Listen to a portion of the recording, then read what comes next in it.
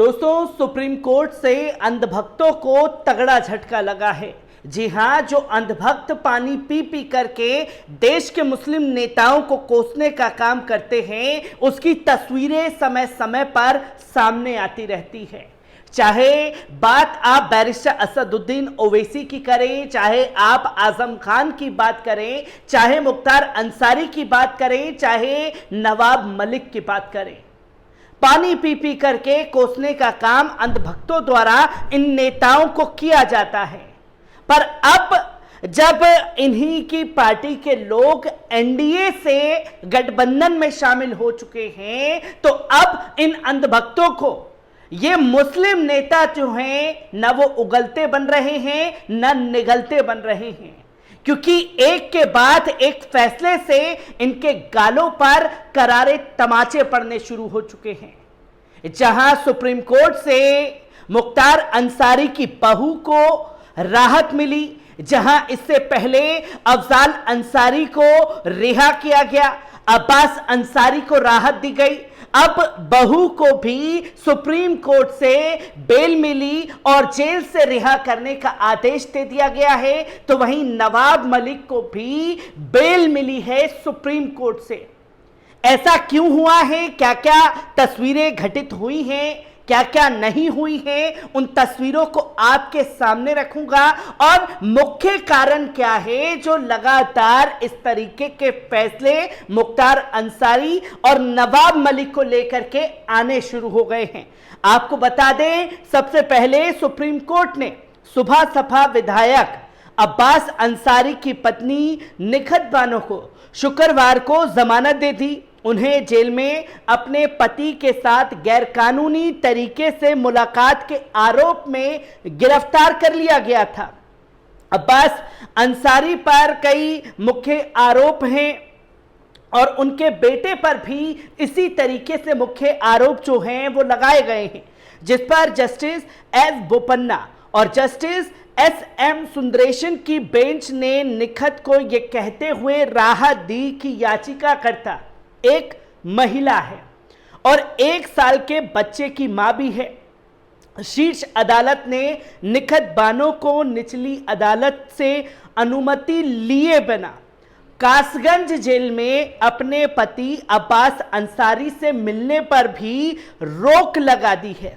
निखत बानो ने इलाहाबाद हाईकोर्ट के उस आदेश को चुनौती देते हुए अदालत का रुख किया था, जिसकी जमानत याचिका खारिज कर दी गई थी, जिसकी तस्वीरें देश की जनता के सामने आई। जहां इलाहाबाद हाईकोर्ट की लखनऊ बेंच ने इस मामले की गंभीरता को देखते हुए 29 मई को उसकी जमानत याचिका खारिज कर दी थी। फरवरी में पुलिस ने चित्रकूट जिला जेल में छापा मारा था। निखत बानो के पास से कई मोबाइल फोन और विदेशी मुद्रा समेत कई अन्य चीजें भी मिली थी, जिसके बाद अब्बास अंसारी की पत्नी निखत बानो को गिरफ्तार कर लिया गया था। निखत बानो को गवाहों पर धमकाने, अपने पति के लिए जेल में सुविधाएं उपलब्ध कराने और जेल स्टाफ को रिश्वत देने का भी आरोप लगा दिया गया था। निखत को चित्रकूट जेल के पास एक घर दिलाने और अब्बास से उसकी मुलाकात में मदद करने वाले फराज खान को भी गिरफ्तार कर लिया गया था। पुलिस ने jail warden Jagmohan, jailer Santosh Kumar, jail अधीक्षक अशोक कुमार सागर और उप जेलर चंद्रकला को भी इस मामले में गिरफ्तार किया था।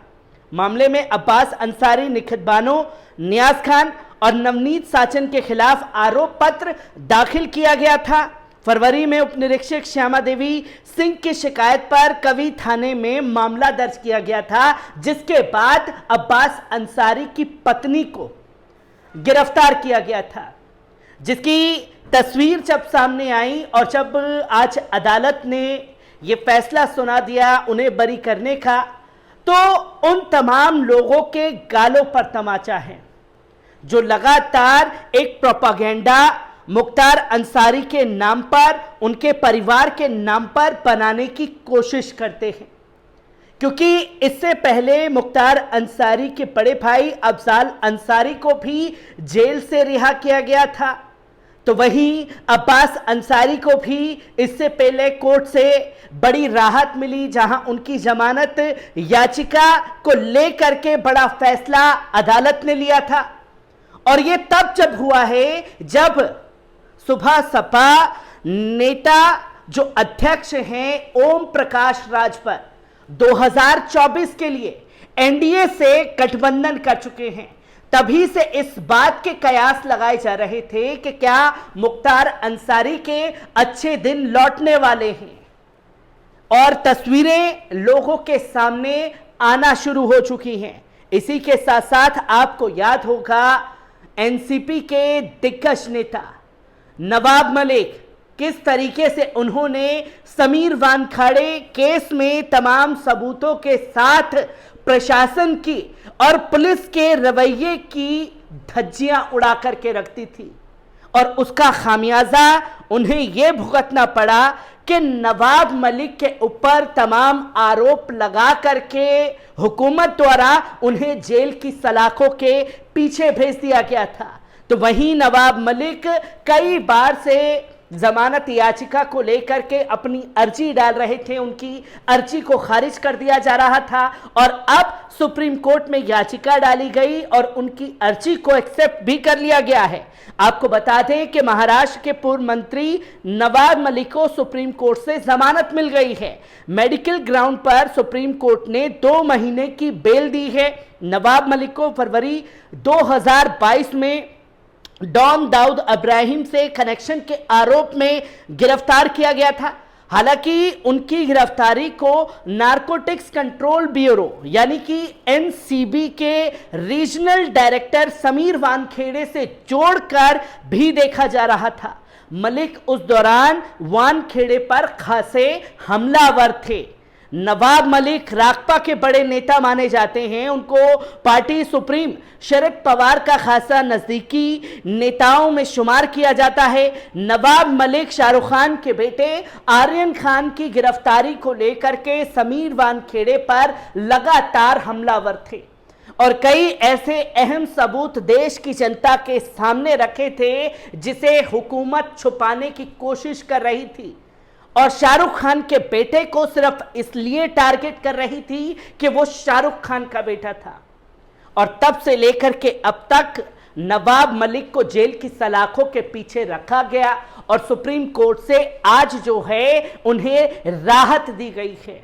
और ठीक राजभर की तरह इनकी भी स्टोरी वैसी ही दिख रही है, जहां शरद पवार खेमे को तोड़ करके एनडीए ने अपने खेमे में कर लिया, और शरद पवार के भतीजे अजीत पवार एनडीए के साथ गठबंधन में शामिल हो गए।